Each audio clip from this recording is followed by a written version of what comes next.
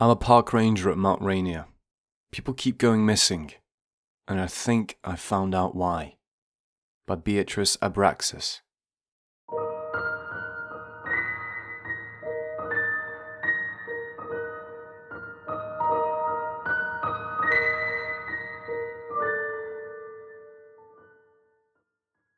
"25. That is the number of people who have gone missing at the park since the beginning of the year, with nothing being done or said about it. In fact, I'm pretty sure I'll lose my job when they find this posting. But I have other things to be scared of at this point, and this needs to get out. I'm a wilderness ranger at Mount Rainier. My job is to walk the hundreds of miles of trails and wilderness in the park looking for problems and helping lost and injured hikers. In the old days, any lost hiker would mean all of us going out together, putting together a search plan and doing our best to get them home safely. Things are different today, ever since the start of 2022.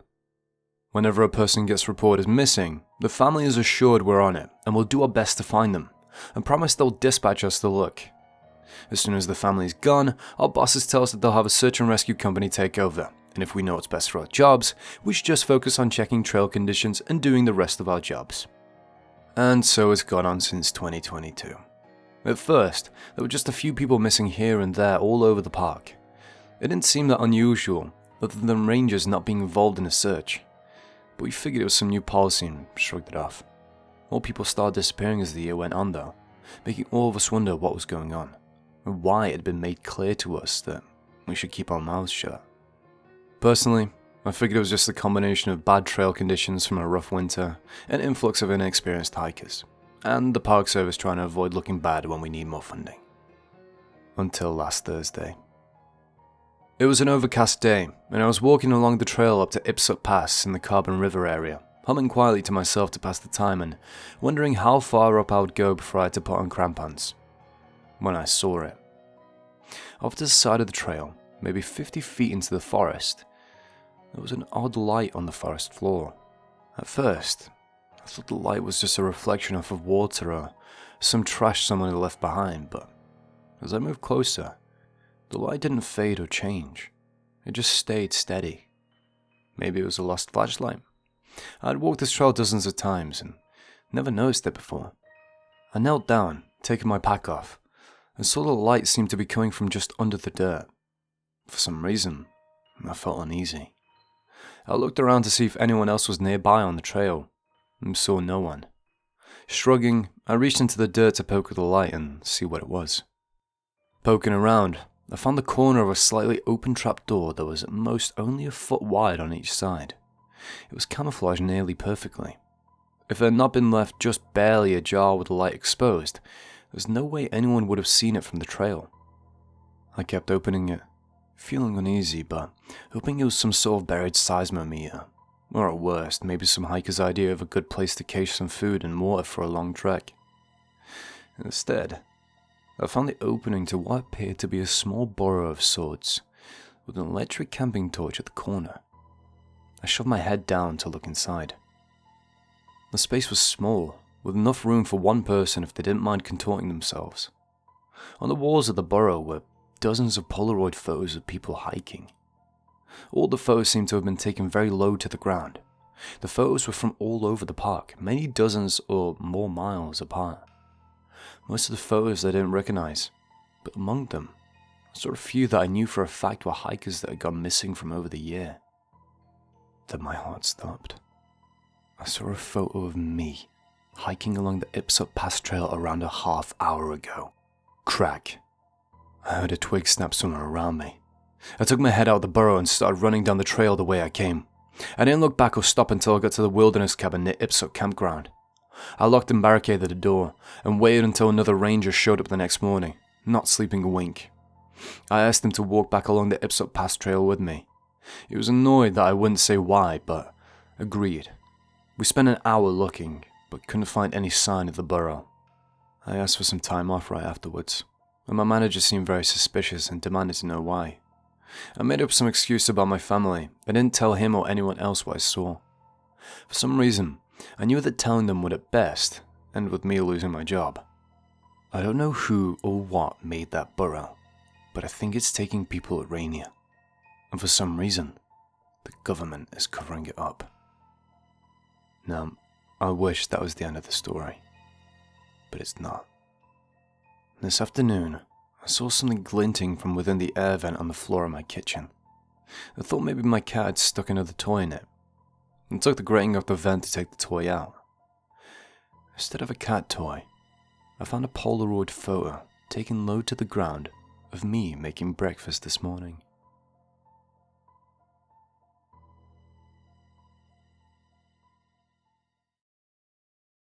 The Boy in the Tube Maze Talked Without Moving His Lips, by PriestessOfSpiders.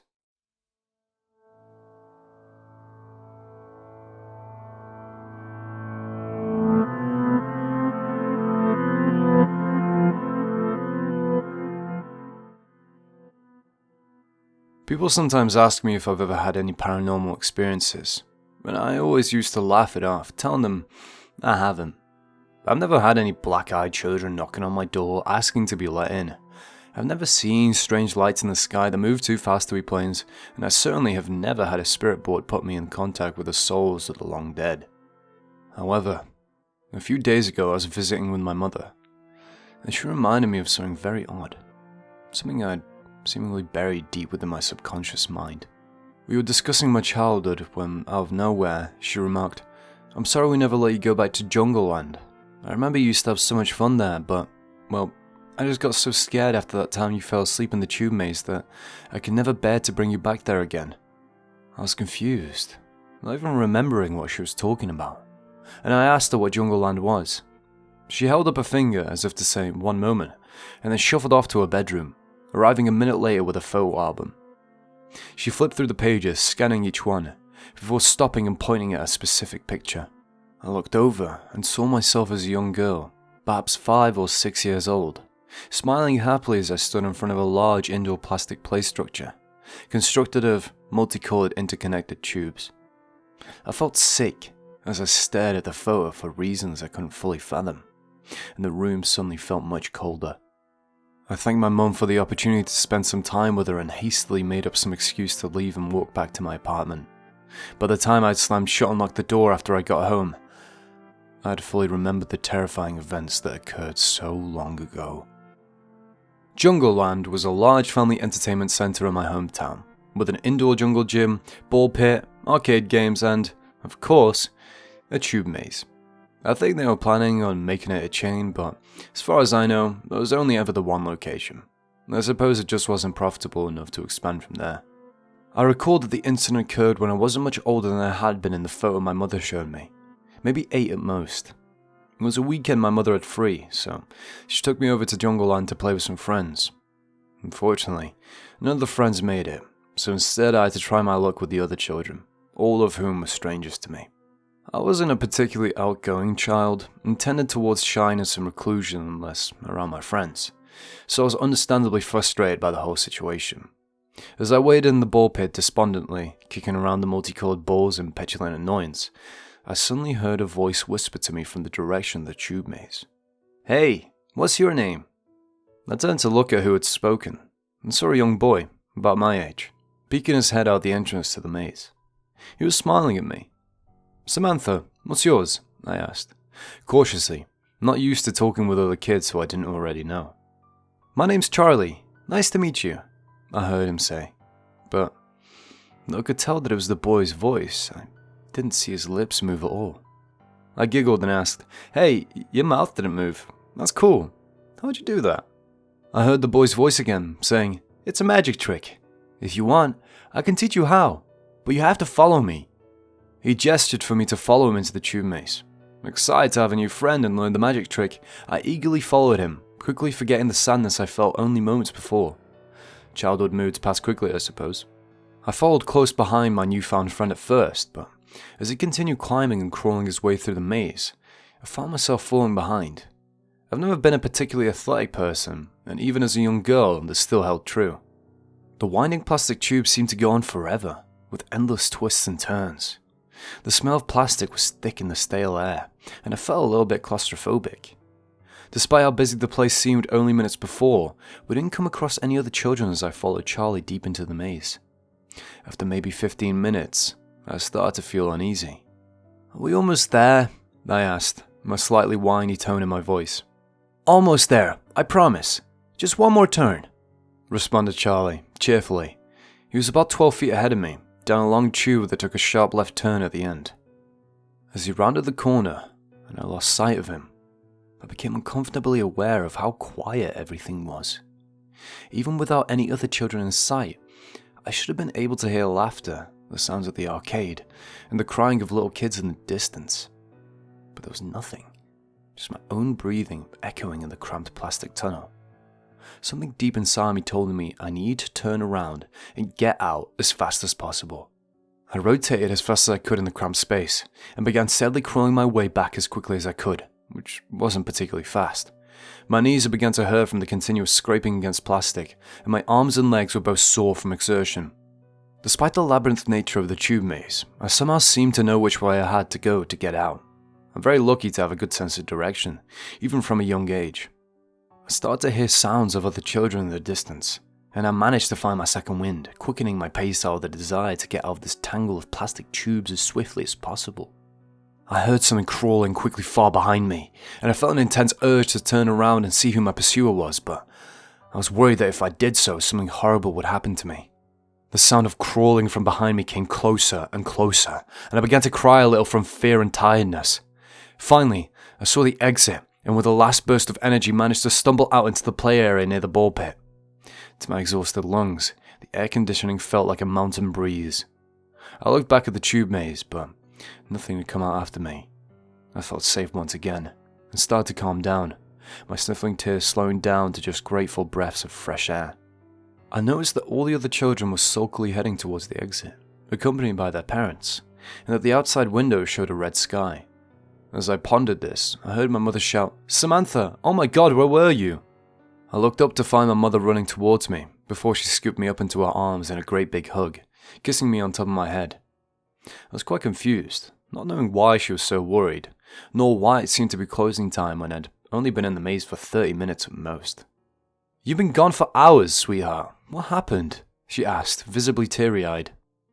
"I was in the tube maze with Charlie, but I got scared. He was going to show me how to talk without using my mouth," I replied, simply. "She must have fallen asleep in there," said a bored-looking Jungle Land employee who I hadn't noticed earlier. "Good timing, too. It's time for y'all to get going. We have to clean the ball pit." With that, my mother grabbed my shoes from the cubby and carried me out to the car, continuing to ask me questions about if I was alright, seemingly more for her own comfort than mine. I wasn't paying attention though. I was just focused on the tube maze. Out one of the rounded convex plastic windows, I could see the angry, frowning face of Charlie. I had never seen such genuine hate in anyone's eyes before, nor have I since. I felt myself start to cry again as my mother patted me gently, reassuring me that everything was alright. After vividly remembering all that occurred, I suddenly snapped back to reality, realizing I was breathing heavily from stress. I started to calm down a little bit, telling myself that it all must have been some nightmare I experienced as a young child. I must have just fallen asleep in the tube maze and made up the whole thing in my mind. Out of curiosity, I looked up Jungle Land on the internet, expecting to learn it had gone out of business during the pandemic or had been demolished to make way for an apartment building. Instead, I found something very disturbing. The first search result I found was a news article about Jungle Land shutting down, dated about 15 years ago, shortly after my incident with Charlie. The whole centre went out of business following a huge scandal. Parents just didn't feel comfortable bringing their kids there anymore after the news broke out. Apparently, 3 children went missing after visiting the establishment, with no trace of where they could have gone. Their parents insist they last saw them entering the tube maze.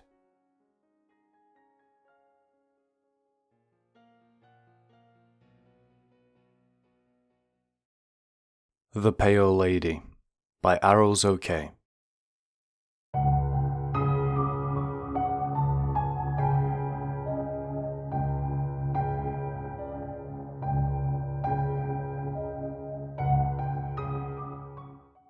I was 10 when I told my mum about the pale lady in the wardrobe. She had long limbs and paper white skin. She killed Marlene, my babysitter, right in front of me.